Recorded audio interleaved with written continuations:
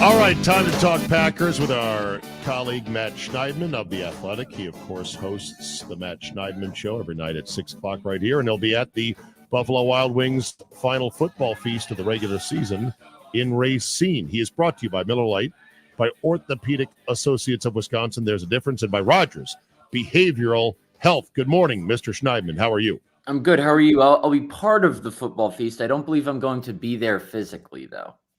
Okay, you'll be part of it. It's a little bit of a drive for me after. Yes. I should have put 2 and 2 together on that. You're part of the show, but not going to be there. The boys will be there, so go by and say hello. That'd be Drew and KB and company.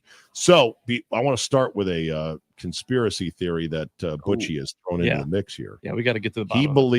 He believes that Joe Barry got a game ball, but the Packers social media did not release that. Did some stealth editing to keep it sort of on the hush hush. Do you know if he got a game ball or not?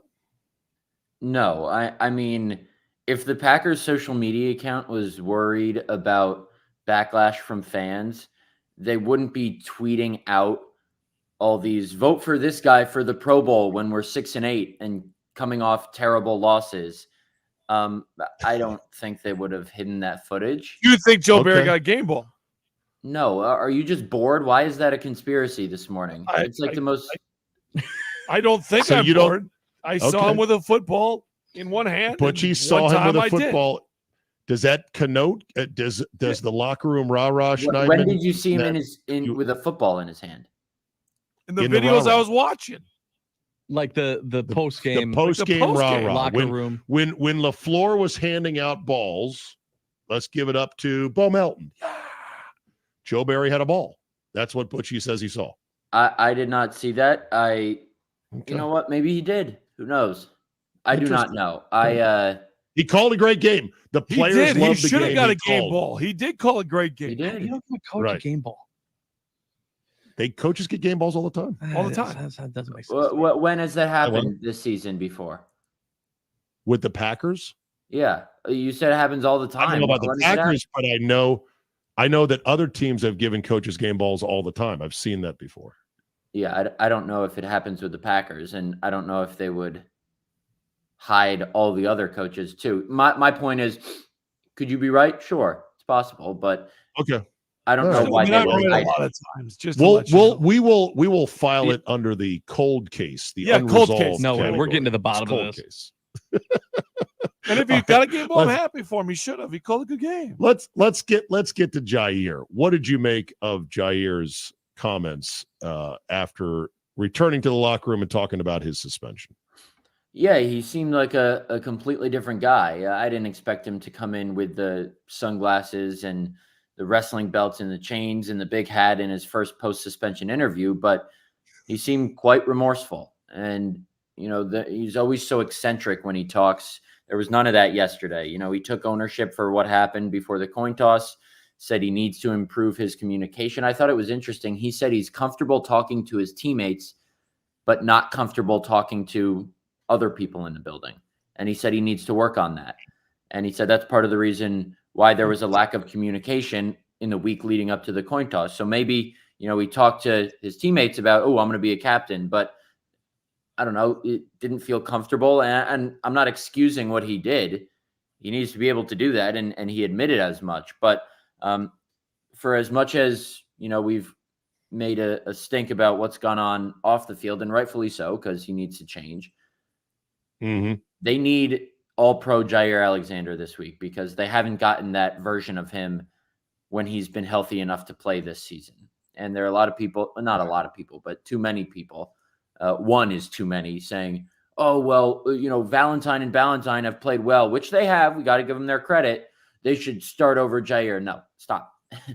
Jair is going to play on Sunday, and the Packers have to hope he's playing like the guy who they paid $21 million a year. What was the consensus on how he looked against the Panthers? It wasn't good enough. I mean, he admitted as much that he could have been better. I used the word rust with him post-game, and he said, no, there wasn't any rust, but he did say with his shoulder injury, there's certain things he can't do. He wouldn't really get into specifics about what he can't do. I don't know why he would, because then it would allow other teams to exploit that. But His left shoulder is still in a huge brace. It was yesterday in the locker room. I don't know if that means he can't tackle a certain way or he can't get as physical in coverage, but he's clearly limited and he's playing through something serious. So for anyone saying he wasn't hurt, I don't think that's true. The Packers just have to hope that a slightly limited Jair Alexander is better than someone they choose to keep on the bench on Sunday.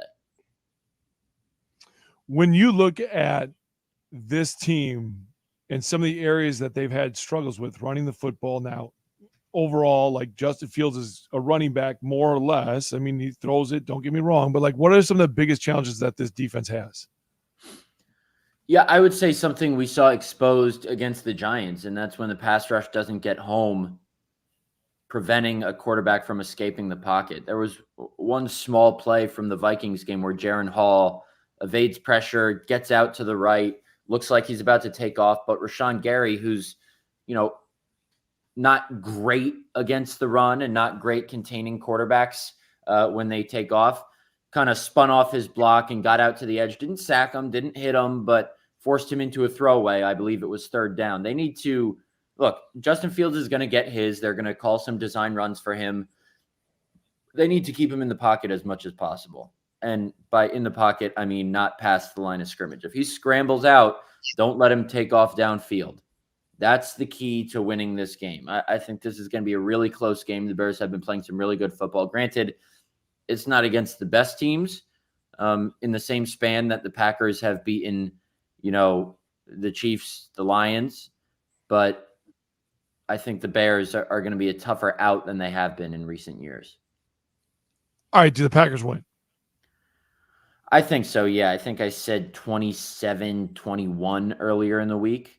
And I went as far to say Justin Fields is on the 18-yard line with 4 seconds left with one throw into the end zone, and Jair Alexander picks it off.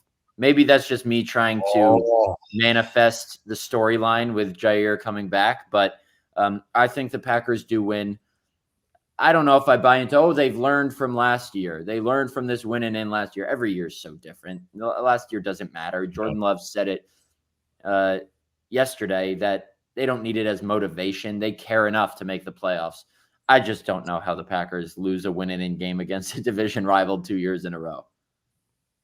Yeah. Okay. Do you care about the Pro Bowl stuff? And what are your thoughts on, there's like 4 teams in the league that have no Pro Bowlers: the Commanders, the Patriots, the Panthers, and the Packers.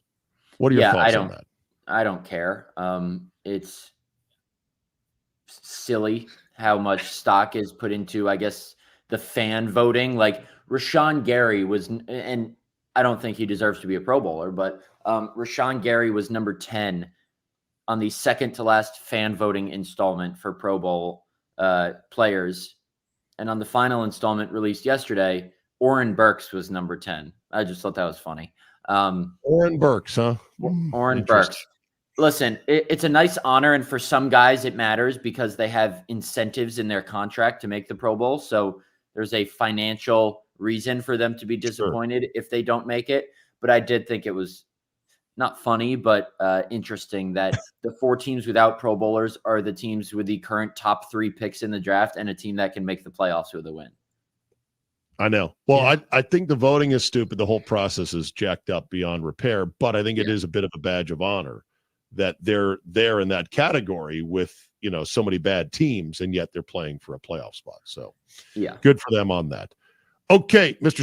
Schneidman, we'll read your stuff in The Athletic. Subscribe, of course, to that. It's excellent journalism, and we'll listen to you tonight at 6 o'clock on the Matt Schneidman Show, my friend. And, of course, the Football Feast, which is actually tonight. So thank you, sir. I wish my show was 5 nights a week, but unfortunately, I haven't worked up to that yet. That's okay. All right. Very good. All right. Thank you, Matt. Appreciate it. There you go.